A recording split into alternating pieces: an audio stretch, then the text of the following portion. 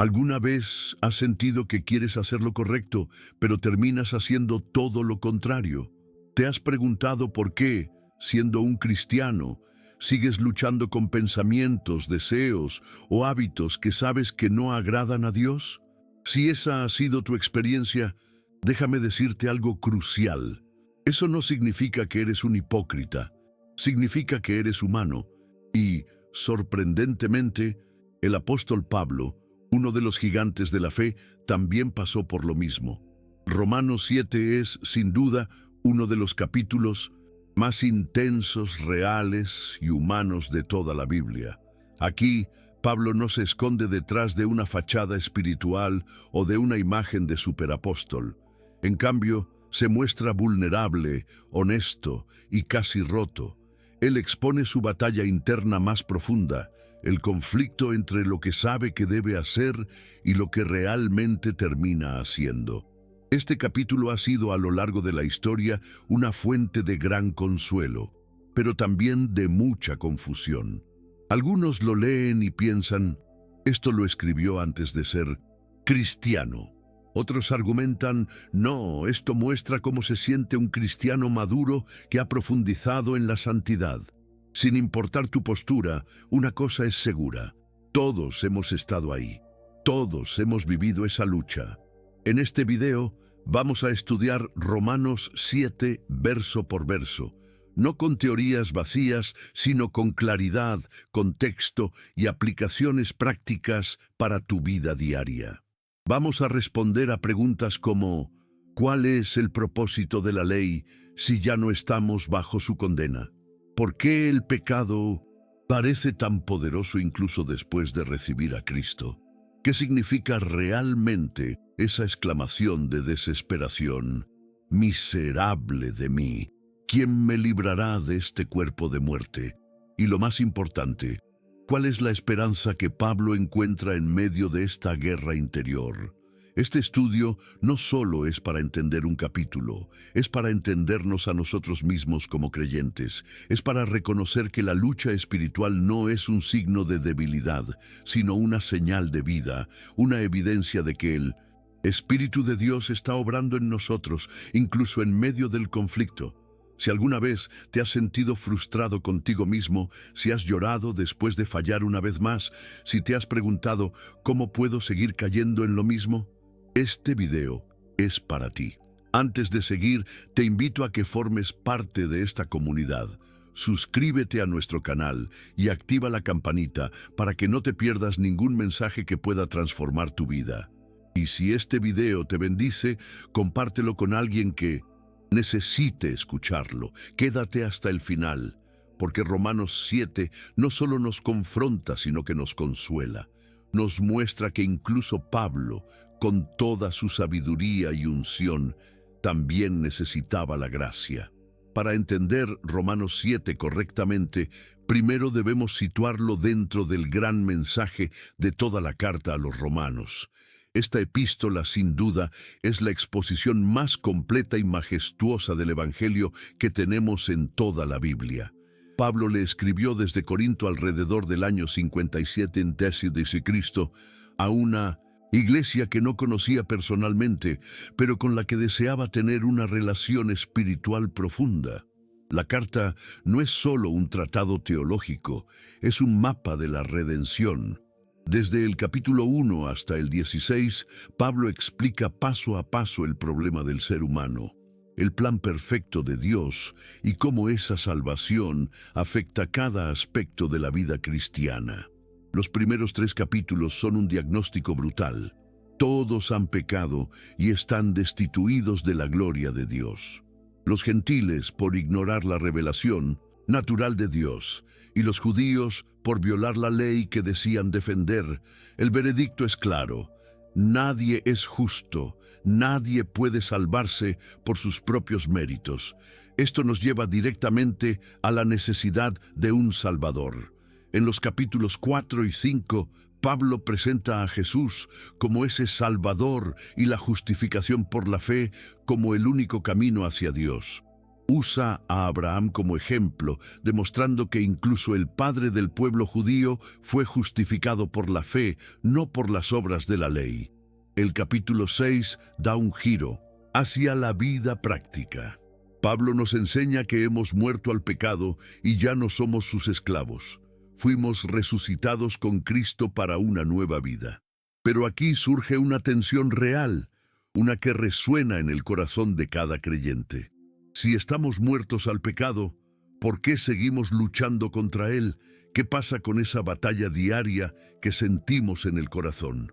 Esa tensión es la puerta de entrada a Romanos 7. Este capítulo funciona como una especie de confesión íntima del alma de Pablo. Es la descripción del conflicto interno entre el nuevo yo regenerado por el Espíritu y el viejo yo, marcado por la carne. Es el retrato del cristiano genuino que desea agradar a Dios, pero siente un poder dentro de sí que le arrastra en otra dirección. Y hay otra gran pregunta en juego. ¿Qué lugar ocupa la ley de Moisés ahora que estamos en Cristo? Pablo responderá que la ley no es pecado ni mala, pero tiene una limitación enorme. Puede señalar lo que está mal, pero no tiene poder para cambiar el corazón. Es como un espejo, refleja la suciedad, pero no puede lavarte. Romanos 7 es el punto medio entre dos montañas. En el capítulo 6 vemos la libertad del pecado. En el capítulo 8 descubrimos la vida en el Espíritu. Pero en el medio está el valle, el terreno de batalla, el lugar donde muchos cristianos viven hoy. Salvados, sí, pero aún en conflicto. Y es vital entender que este conflicto no es señal de derrota espiritual. Todo lo contrario, es evidencia de que hay una nueva vida en nosotros, que el Espíritu Santo está obrando y que hay una guerra real porque ya no pertenecemos al pecado. Romanos 7 nos permite ver que incluso el apóstol Pablo vivió esa lucha. Eso debería darnos consuelo, esperanza, y sobre todo, una profunda comprensión de que la vida cristiana es una transformación continua. No se trata de perfección instantánea, sino de una guerra interna en la que la gracia siempre tiene la última palabra. Pablo comienza el capítulo 7 con una ilustración que a primera vista puede parecer extraña, el matrimonio, pero la usa con sabiduría para transmitir una verdad espiritual profunda sobre nuestra relación con la ley. Es una imagen familiar y cotidiana, pero cargada de un significado teológico profundo. Veamos el texto. ¿Acaso ignoráis, hermanos? Pues hablo con los que conocen la ley, que la ley se enseñorea del hombre entre tanto que éste vive. Porque la mujer casada está sujeta por la ley al marido mientras éste vive. Pero si el marido muere, ella queda libre de la ley del marido. Así que, si en vida del marido se uniere a otro varón, será llamada adúltera, pero si su marido muriere, es libre de esa ley, de tal manera que si se uniere a otro marido, no será adúltera. Romanos 7, 1, 3. Pablo se dirige a una audiencia que conoce la ley, probablemente creyentes judíos, y establece un principio simple, pero esencial. La ley solo tiene autoridad sobre una persona mientras está viva. Una vez que alguien muere, esa autoridad termina. Para ilustrarlo, recurre a la figura del matrimonio.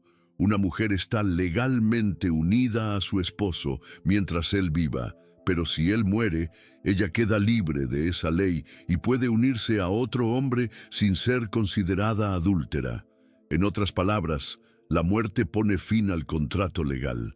¿Por qué Pablo usa esta ilustración? Porque quiere explicar algo fundamental en la vida del creyente. La única manera de quedar libres de la ley es por medio de la muerte. Y eso es exactamente lo que ha ocurrido con nosotros al creer en Cristo. Cuando pusimos nuestra fe en Él, fuimos unidos a su muerte, morimos con Él. Este es un punto crucial. La ley no murió, nosotros morimos. La ley sigue siendo santa, justa y buena, pero nosotros fuimos incluidos en la muerte de Cristo. Y esa muerte rompió el vínculo legal que nos unía a la ley. La ley tenía dominio sobre nosotros, pero no podía salvarnos. Era como un espejo que nos mostraba lo sucios que estábamos, pero no podía limpiarnos. No porque fuera mala, sino porque el problema estaba en nosotros, en nuestra naturaleza caída, incapaz de obedecerla plenamente. Entonces, al morir con Cristo, se rompió esa relación legal. Y ahora, dice Pablo, pertenecemos a otro, a Cristo resucitado. Hemos cambiado de esposo, por así decirlo. Ya no estamos casados con la ley, sino unidos a Jesús en una nueva relación basada en la gracia, no en el esfuerzo humano. Y este nuevo esposo no solo nos ama incondicionalmente, sino que nos capacita desde adentro para vivir una vida agradable a Dios. No se limita a exigirnos obediencia, sino que nos transforma, nos da una nueva identidad, una nueva mente y un nuevo corazón. Muchos creyentes hoy siguen viviendo como si estuvieran en ese antiguo matrimonio. Se sienten presionados, siempre bajo condenación, frustrados por no llegar a la talla espiritual. Intentan obedecer por miedo, por culpa o por inseguridad. Pero Pablo dice, esa relación murió. No estás bajo la ley, estás bajo la gracia. Y eso cambia todo. El verdadero cambio espiritual no viene por más reglas, sino por una nueva relación. No por esforzarnos más, sino por depender más. Cuando entendemos que estamos unidos a Cristo, no vivimos desde la presión de cumplir, sino desde la paz de estar completos en Él. Pablo no dice que ahora podemos hacer lo que queramos. Al contrario, lo que dice es que la obediencia genuina solo fluye desde una relación viva con Cristo, no desde la esclavitud a un sistema externo. Y este punto es clave para el resto del capítulo. Si no entendemos que hemos muerto a la ley, malinterpretaremos toda la lucha que Pablo describe después. Veremos esa lucha como condenación en lugar de verla como parte de nuestro proceso de transformación bajo la gracia. En resumen, la ley era buena, pero no tenía poder para salvarnos. La muerte con Cristo nos liberó de esa antigua relación legal. Ahora pertenecemos a Jesús, quien nos transforma desde adentro para que vivamos no por obligación, sino por amor, por gratitud y por la obra del Espíritu Santo en nosotros. Después de usar la analogía del matrimonio, Pablo ahora aplica esa ilustración directamente a la vida del creyente. Aquí es donde la teología se vuelve personal, práctica y transformadora. Leamos el texto. Así también vosotros, hermanos míos, habéis muerto a la ley mediante el cuerpo de Cristo, para que seáis de otro, del que resucitó de los muertos, a fin de que llevemos fruto para Dios. Porque mientras estábamos en la carne, las pasiones pecaminosas que eran por la ley, obraban en nuestros miembros llevando fruto para muerte. Pero ahora estamos libres de la ley, por haber muerto para aquella en que estábamos sujetos, de modo que sirvamos bajo el régimen nuevo del Espíritu y no bajo el régimen viejo de la letra. Romanos 7, 4, 6. Aquí Pablo afirma una verdad gloriosa. Hemos muerto a la ley mediante el cuerpo de Cristo. Ya no vivimos bajo ese sistema legal. Ya no estamos obligados a obedecer por miedo, presión o culpa. Ahora pertenecemos a Cristo, el que resucitó de los muertos. Es una nueva relación, un nuevo pacto, una nueva vida. ¿Y para qué? Para algo que va más allá de simplemente evitar el castigo, para llevar fruto para Dios.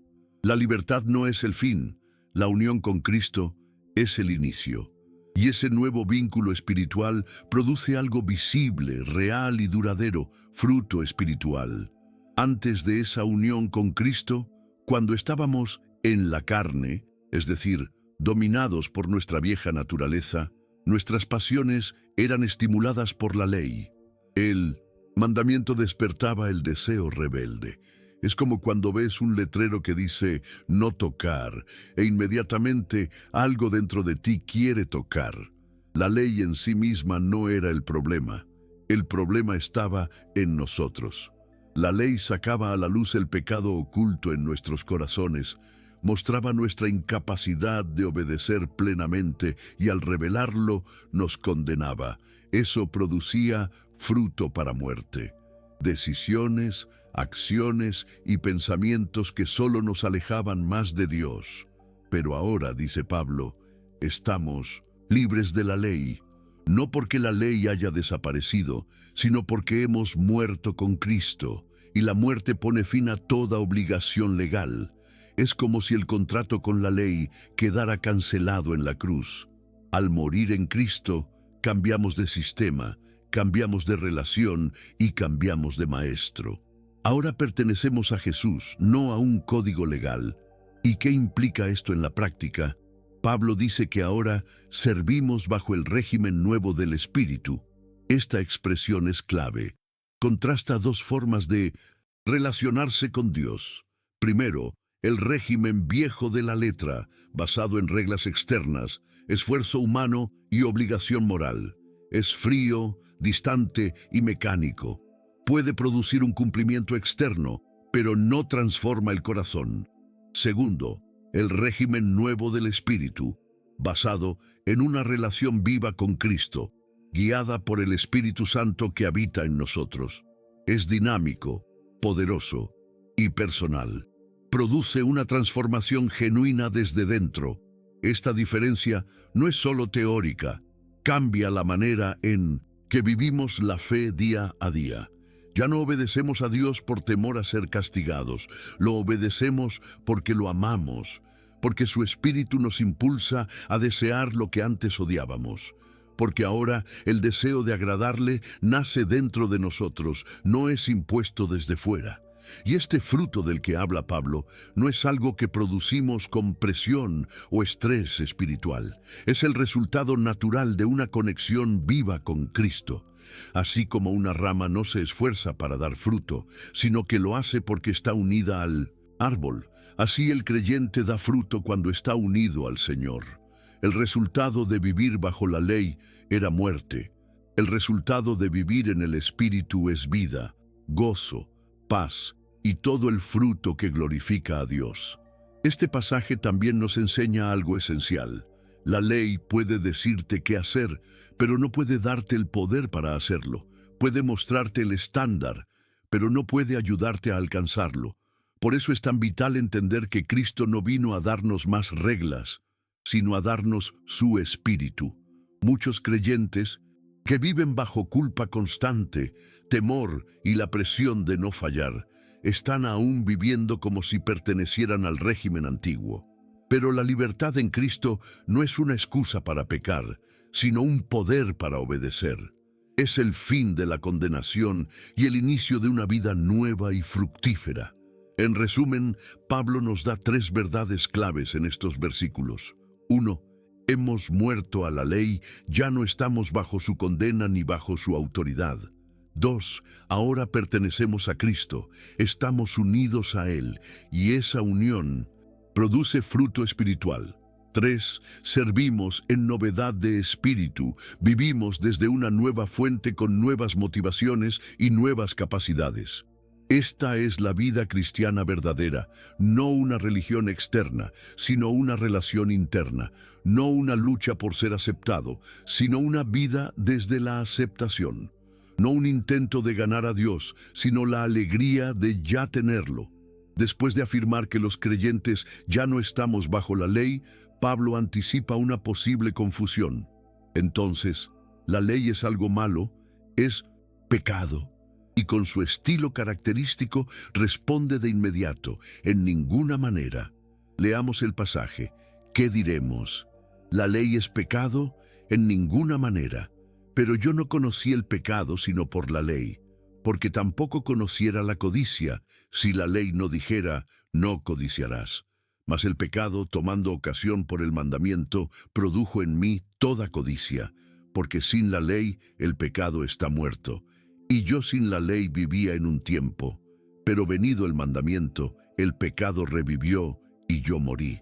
Y hallé que el mismo mandamiento que era para vida, a mí me resultó para muerte, porque el pecado, tomando ocasión por el mandamiento, me engañó y por él me mató. De manera que la ley a la verdad es santa y el mandamiento santo, justo y bueno. Luego, lo que es bueno, vino a ser muerte para mí, en ninguna manera, sino que el pecado, para mostrarse pecado, produjo en mí la muerte por medio de lo que es bueno, a fin de que por el mandamiento el pecado llegase a ser sobremanera pecaminoso. Romanos 7:7-13. Este pasaje es profundo, honesto y teológicamente impactante. Aquí Pablo no solo explica el papel de la ley, sino que también confiesa cómo fue su propia experiencia bajo ella. Lo que está haciendo es revelarnos la función diagnóstica de la ley. No fue dada para salvarnos, sino para mostrarnos nuestra desesperada necesidad de salvación. Pablo dice, yo no conocí el pecado sino por la ley. Eso no significa que él no sabía que el pecado existía. Lo que quiere decir es que la ley hace que el pecado se vuelva personal, real y evidente. Él usa un ejemplo muy estratégico: no codiciarás. La codicia no es una acción externa como robar o matar.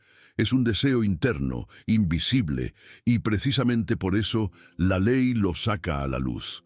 Pablo explica que cuando conoció este mandamiento, el pecado se aprovechó de él y produjo en él toda clase de codicia. Esto nos revela algo sorprendente. El pecado, lejos de ser pasivo, es activo, oportunista y manipulador. Usa lo que es bueno, el mandamiento, para provocar lo malo, la desobediencia. No porque el mandamiento sea malo, sino porque el corazón humano está corrupto. Y aquí llegamos a una verdad devastadora. Sin la ley, el pecado está muerto. Esto no significa que el pecado no existía antes de la ley, sino que no se manifestaba con toda su fuerza. Es como un volcán dormido que está ahí, pero cuando se activa, muestra su verdadero poder destructivo. Cuando la ley llega, el pecado revivió y yo morí, dice Pablo. Él pensaba que estaba vivo, espiritualmente, que era justo y que guardaba la ley. Pero cuando el mandamiento tocó su conciencia, se dio cuenta de su verdadera condición, un pecador condenado, y eso lo destruyó internamente. Pablo afirma que el mandamiento que debía dar vida le produjo muerte. Esto puede parecer contradictorio. ¿Cómo un mandamiento santo puede traer muerte? Aquí está la clave. El pecado usa incluso lo bueno como arma. Es tan perverso, tan engañoso, que se aprovecha de la misma ley de Dios para matar. Y entonces viene una declaración dura pero necesaria. El pecado, tomando ocasión por el mandamiento, me engañó y por él me mató. Eso es lo que hace el pecado. Engaña y mata. Promete satisfacción, pero da vergüenza. Promete libertad, pero esclaviza. Promete vida, pero trae condenación. Ahora, Pablo quiere que quede absolutamente claro que la ley no es la culpable. Por eso dice, la ley a la verdad es santa y el mandamiento santo, justo y bueno. La ley refleja el carácter de Dios, nos muestra su santidad, su justicia, su perfección. No tiene ningún defecto, pero eso mismo es lo que la hace tan confrontadora. Expone cuán lejos hemos caído de ese estándar santo. Entonces, ¿la ley, que es buena, me causó la muerte? Por supuesto que no. Fue el pecado, utilizando la ley como instrumento de condenación, el que me mató. Y ese es precisamente el propósito que Dios permite, que el pecado se manifieste como lo que realmente es, sobremanera pecaminoso. Aquí hay una enseñanza clave. Dios usa la ley para mostrar la gravedad del pecado. Sin la ley, nos sentiríamos bien con nosotros mismos. Pensaríamos que estamos cerca de Dios cuando en realidad estamos espiritualmente muertos. La ley actúa como una radiografía espiritual. No causa el cáncer del pecado, pero lo revela y al hacerlo nos lleva a una crisis espiritual. Nos muestra que no podemos salvarnos por nosotros mismos, que necesitamos desesperadamente un Salvador. Pablo está describiendo aquí su propia experiencia con la ley antes de conocer a Cristo. Él era fariseo, celoso por la ley, externamente moral e impecable, pero internamente había pecado, codicia, orgullo, rechazo a Dios. Y cuando el Espíritu usó la ley para iluminar su corazón, Pablo murió. Su autojusticia colapsó, su falsa seguridad se quebró y su necesidad de gracia se hizo evidente. Este proceso es doloroso, pero es absolutamente necesario. Nadie corre a Cristo si primero no ha sido quebrantado por la ley. Nadie aprecia la cruz hasta que ha sentido el peso de su pecado. Y nadie valora la gracia hasta que ha sido condenado por la justicia. Por eso, esta sección también nos protege de dos extremos.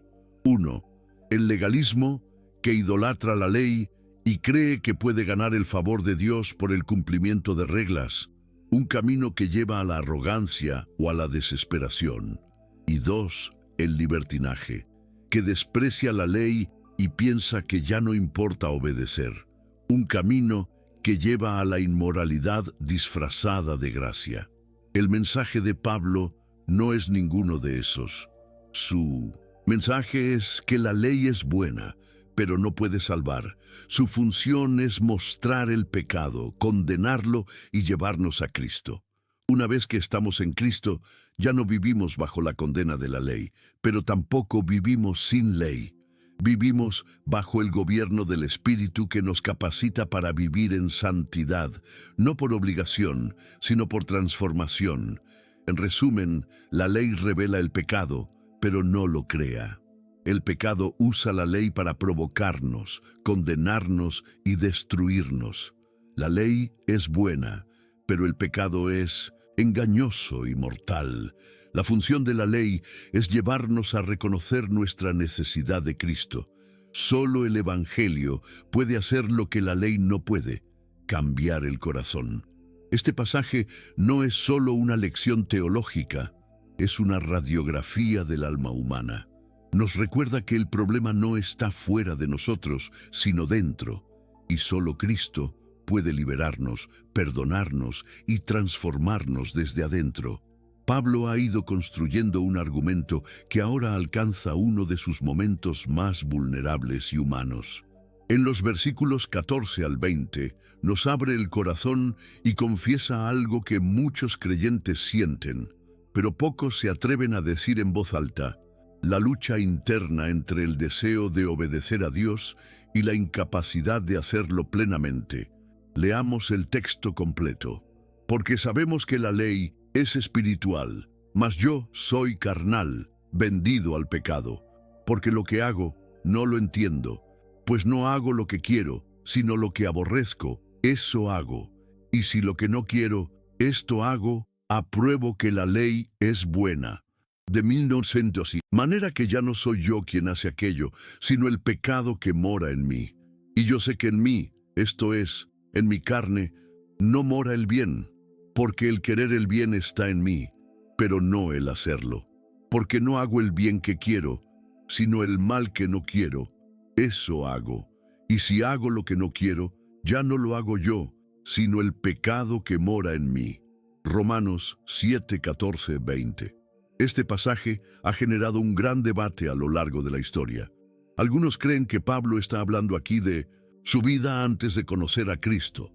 Otros que describe la experiencia normal del creyente regenerado, y otros que habla de una etapa de transición en su madurez espiritual. Sin embargo, el contexto de toda la carta y el lenguaje que usa sugieren con fuerza que Pablo está describiendo su experiencia como creyente ya redimido, pero aún en lucha con su carne. ¿Por qué? Porque solo un creyente puede decir: quiero hacer el bien, pero no lo hago. Solo alguien que ha nacido de nuevo puede aborrecer el mal y desear con sinceridad agradar a Dios. Veamos este conflicto en detalle. Primero, Pablo dice: la ley es espiritual, pero yo soy carnal, vendido al pecado. Aquí no está negando su justificación en Cristo. No está diciendo que es esclavo del pecado en un sentido absoluto. Está reconociendo que todavía habita en un cuerpo marcado por la debilidad, afectado por la carne. Es esa inclinación pecaminosa que aún vive dentro del creyente. Es importante entender que Pablo no está diciendo que el pecado controla totalmente su vida. Lo que describe es un campo de batalla interno donde hay dos voluntades en conflicto, una que desea agradar a Dios y la otra que lo arrastra en la dirección opuesta. La frase "no hago lo que quiero, sino lo que aborrezco, eso hago", resume esta tensión. Es el lenguaje de alguien que ama la justicia, pero se enfrenta diariamente con la realidad de su carne. Muchos cristianos honestos han leído este pasaje con lágrimas en los ojos, porque en esas palabras de Pablo ven reflejada su propia lucha, en la lucha contra el orgullo, contra los pensamientos impuros, contra la impaciencia, la envidia o la falta de perdón, en la lucha de querer orar más, pero no hacerlo, de querer controlar la lengua, pero hablar de más, de querer obedecer, pero fallar repetidamente. Pablo no justifica el pecado, no lo excusa, pero sí lo ubica correctamente. No proviene del nuevo yo, regenerado por el Espíritu, sino de la carne, esa parte aún no redimida del ser humano. Por eso dice, ya no soy yo quien hace aquello, sino el pecado que mora en mí. Esto no es un intento de evadir responsabilidad. No está diciendo, no soy culpable. Lo que está haciendo es distinguir entre su nueva identidad en Cristo y la vieja naturaleza que aún habita en él. Aquí hay una gran verdad que todo creyente debe entender. La regeneración no elimina completamente el pecado en nosotros. El Espíritu Santo nos da un nuevo corazón, una nueva mente, nuevas prioridades, pero el pecado sigue presente en nuestra carne, y esa coexistencia genera una guerra diaria. Pablo dice, yo sé que en mí, esto es, en mi carne, no mora el bien. Esto es humildad espiritual y autoconocimiento. Es reconocer que por nosotros mismos no podemos producir justicia verdadera, que el deseo de hacer el bien está presente, pero el poder para ejecutarlo no.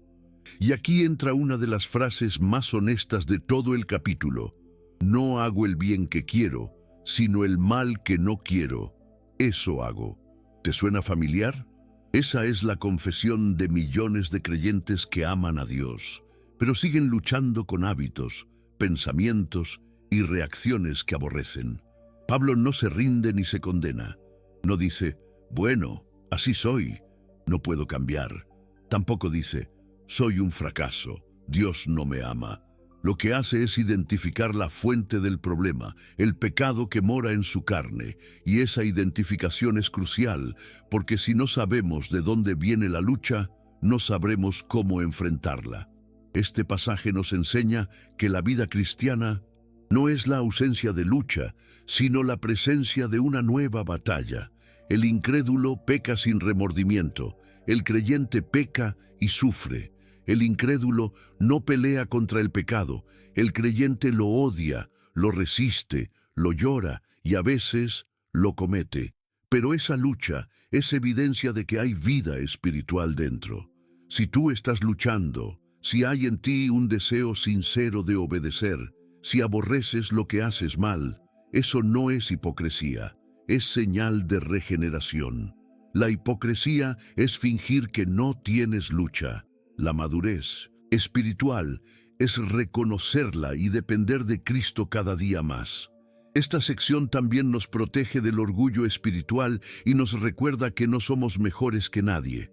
Nos enseña que la solución al pecado no es solo la fuerza de voluntad, sino una dependencia constante del Espíritu Santo. Cuando Pablo dice, no soy yo quien lo hace, está hablando desde su nueva identidad. Él ya no es esclavo del pecado, y aunque el pecado aún mora en su carne, él ya no se define por eso. En resumen, Pablo describe, el conflicto entre el deseo de obedecer y la incapacidad de lograrlo por completo. El pecado ya no es su dueño, pero sigue presente en su carne. Esta lucha interna es real, intensa y normal en la vida cristiana. No es señal de derrota, sino evidencia de que hay una nueva naturaleza en nosotros. El creyente no se conforma con su pecado, lo reconoce, lo confiesa y sigue confiando en la gracia de Dios. Hemos llegado al clímax emocional y espiritual de Romanos 7.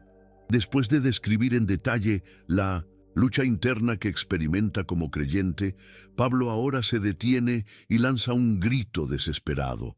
No es una conclusión lógica, es un clamor del alma. Es lo que dice alguien que conoce su pecado y también conoce la santidad de Dios. Leamos el texto. Así que, queriendo yo hacer el bien, hallo esta ley, que el mal está en mí, porque según el hombre interior, me deleito en la ley de Dios. Pero veo otra ley en mis miembros que se rebela contra la ley de mi mente y que me lleva cautivo a la ley del pecado que está en mis miembros. Miserable de mí, ¿quién me librará de este cuerpo de muerte? Gracias doy a Dios por Jesucristo Señor nuestro. Así que yo mismo con la mente sirvo a la ley de Dios, mas con la carne a la ley del pecado. Romanos 7, 21, 25. Pablo dice: queriendo yo hacer el bien, hallo esta ley, que el mal está en mí. Ese es el diagnóstico final. No importa cuánto quiera obedecer, cuánto se esfuerce, cuánto se discipline, sigue descubriendo que el pecado aún mora en él. Pero aquí hace una distinción importantísima. Su hombre interior se deleita en la ley de Dios, pero hay otra ley en sus miembros, en su carne, que se revela y lo arrastra. Esto confirma una vez más que Pablo está hablando como creyente. Solo un hijo de Dios puede decir que se deleita en la ley de Dios. El problema no está en su voluntad renovada, sino en la presencia persistente del pecado en su cuerpo. Y este conflicto lo lleva a exclamar: miserable de mí. No está exagerando ni siendo dramático. Está expresando lo que muchos cristianos sienten, pero no saben cómo decir. Cuando fallas otra vez en lo mismo, cuando te ves repitiendo patrones que pensabas superados, cuando te frustras por no ser lo que sabes que Dios merece, surge esa misma frase: miserable de mí. Es el grito del corazón quebrantado, es el lamento de quien ya no quiere vivir así, es la súplica de quien anhela libertad total, pureza total, obediencia total, pero aún vive en un cuerpo débil. Y entonces hace la pregunta clave: ¿quién me librará de este cuerpo de muerte? No dice qué, como si buscara una técnica. No dice cómo, como si fuera cuestión de estrategia. Dice quién, porque sabe que la única solución es una persona, un Salvador, un Libertador.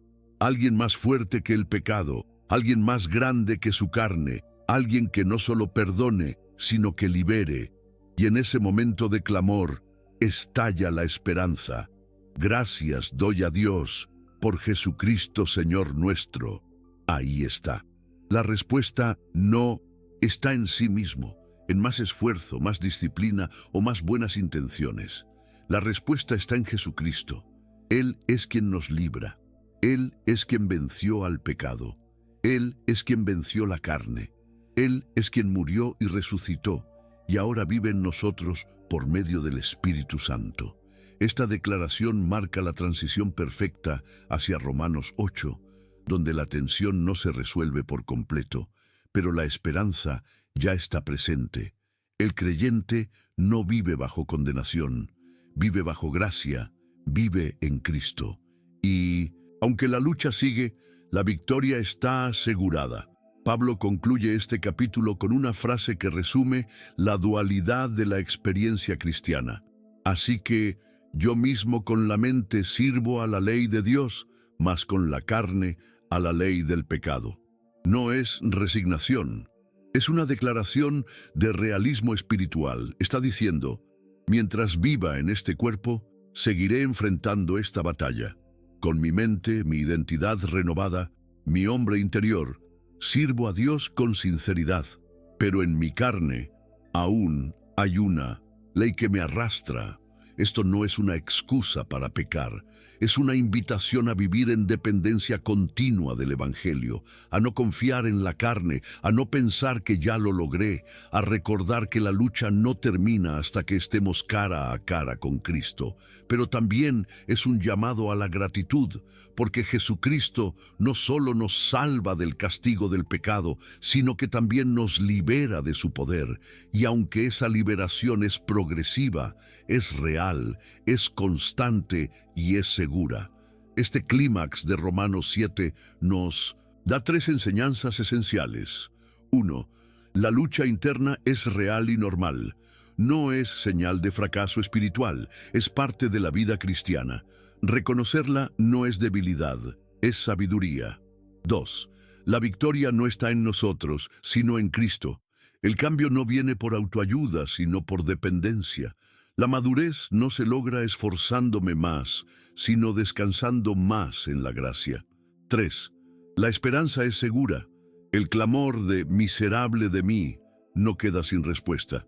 Hay alguien que nos libra, y su nombre es Jesucristo. Aplicado a nuestra vida diaria, esto significa que cuando falles, corre a Jesús. Cuando luches, clama por su poder. Y cuando sientas condenación, recuerda que en Él no hay ninguna. Romanos 7 no es solo un capítulo para estudiar, es un espejo en el que cada creyente sincero puede verse reflejado. Sus verdades no están hechas para llenar la mente, sino para transformar el corazón. En esta sección resumiremos las enseñanzas principales del capítulo y extraeremos aplicaciones prácticas reales para tu vida diaria. Reconoce tu lucha interna como parte de tu fe, no como una señal de fracaso. Muchos cristianos se frustran al descubrir que, incluso después de años de caminar con Dios, siguen luchando con áreas de pecado, debilidad y pensamientos que no honran a Cristo. Pero Romanos 7 nos muestra que esa lucha es normal. Pablo, un hombre lleno del Espíritu, que plantó iglesias y que fue llevado al tercer cielo, aún luchaba con el pecado y no lo escondió, lo escribió. Esto nos libera de dos cosas: de la falsa culpa que nos dice que si luchamos somos menos espirituales, y de la fachada religiosa que nos hace pretender que todo está bien cuando en realidad estamos batallando. Aplicación. En lugar de ocultar tu lucha, llévala a Dios.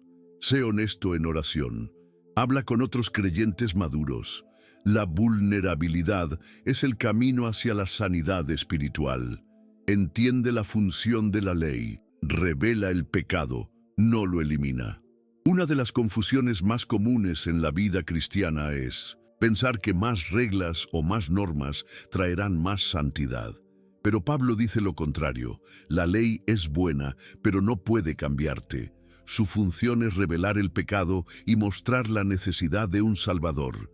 El problema no es la ley. El problema es nuestra carne, que se revela incluso ante lo bueno. Aplicación. No bases tu relación con Dios en cumplir normas. No vivas bajo la presión de portarte bien. En lugar de eso, vive desde tu relación con Cristo y deja que su Espíritu produzca fruto en ti. Identifica la diferencia entre el pecado que mora en ti y tu verdadera identidad en Cristo. Pablo hace una distinción que es vital. El pecado mora en mí, pero no soy yo quien hace lo malo, sino el pecado que habita en mí. No está eludiendo su responsabilidad. Está reconociendo que como nueva criatura en Cristo, su identidad ha cambiado. Aplicación. Cuando falles, no te definas por tu pecado. No digas, soy un mentiroso, soy un impuro o soy un fracaso. Di, fallé, pero yo soy un hijo de Dios, lavado, redimido, amado y en proceso. La diferencia entre la culpa destructiva y la convicción transformadora está en dónde anclas tu identidad. Renueva tu mente diariamente con la verdad de la palabra. Pablo habla de la ley de la mente y del deleite en la ley de Dios. Esto no sucede por accidente, sucede porque su mente ha sido entrenada, moldeada y saturada por la verdad divina. Aplicación. Dedica tiempo cada día a leer, meditar y orar con la palabra. No lo hagas por obligación, sino porque tu mente necesita una voz más fuerte que la de la carne. Cuando renuevas tu mente, fortaleces tu voluntad espiritual. No trates de ganar esta lucha con tus fuerzas, depende del Espíritu. Romanos 7 termina con Pablo gritando, ¿quién me librará? Y su respuesta no fue, yo mismo lo lograré con disciplina. Fue, gracias a Dios por Jesucristo. El problema es espiritual y la solución también. No necesitas solo más esfuerzo, necesitas más dependencia. Aplicación. Ora cada mañana pidiendo ayuda al Espíritu Santo. Rinde tus pensamientos, tus emociones y tus decisiones. Y cuando falles, no corras de Dios, corre hacia Él. Rodéate de comunidad espiritual para combatir el aislamiento. El pecado prospera en la oscuridad, y una de las armas más peligrosas del enemigo es hacerte sentir solo en tu lucha. Pero Pablo no se quedó en silencio. Él compartió su lucha con toda la iglesia. Eso nos enseña que la confesión y la comunidad son esenciales para vivir en libertad. Aplicación. No vivas tu fe en aislamiento. Busca hermanos o hermanas en Cristo con quienes puedas ser transparente, rendir cuentas, orar juntos y edificarse mutuamente. Acepta que la santificación es un proceso y no uno perfecto. Romanos 7 nos protege del perfeccionismo espiritual. Pablo no dice, ya lo superé todo. Dice, sigo luchando, pero sigo sirviendo a Dios. La vida cristiana es un proceso de formación. Es subir una montaña, no correr una pista plana. Y a veces hay retrocesos, tropiezos y fatiga, pero lo importante es seguir subiendo. Aplicación. Ten gracia contigo mismo. Recuerda que Dios es más paciente contigo de lo que tú eres contigo mismo y que su fidelidad no depende de tu rendimiento, sino de su carácter. Celebra que, aunque hay lucha, también hay liberación. Pablo no termina en la desesperación, termina diciendo, gracias doy a Dios, porque hay esperanza, hay promesa, hay poder disponible. No estamos atados eternamente a este conflicto. Un día seremos totalmente libres del pecado, y mientras llega ese día, tenemos acceso al poder del Espíritu que nos transforma desde ahora. Aplicación. Celebra cada pequeña victoria. No minimices el avance. Si ayer caías 10 veces y hoy solo una, es evidencia de transformación.